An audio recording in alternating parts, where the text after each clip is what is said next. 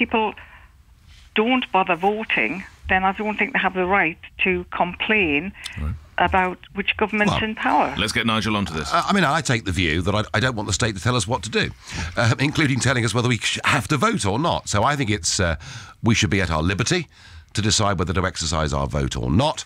And I have to say there is a more urgent, pressing priority than considering compulsory voting or considering reducing the voting age to 16, as they're doing in Scotland for the referendum, and that is the scandal of postal voting. The Blair government opened up postal voting, and for the first 7 years you could apply for a postal vote without even proving your identity. There is postal voting fraud going on a third world scale in this country. And that's you are sure of that? I know it. Farage. I know it. And I've seen... the last by-election for Westminster was the Wythenshawe by-election, right? Now, the nominations for candidates closed on the 29th of January, and on the 1st of February, the postal votes landed on the mat. There was no time. This happened to be a Labour-controlled, but it could have been Lib Dem or Conservative equally. No time for a proper debate, and frankly, almost pointless running the by-election.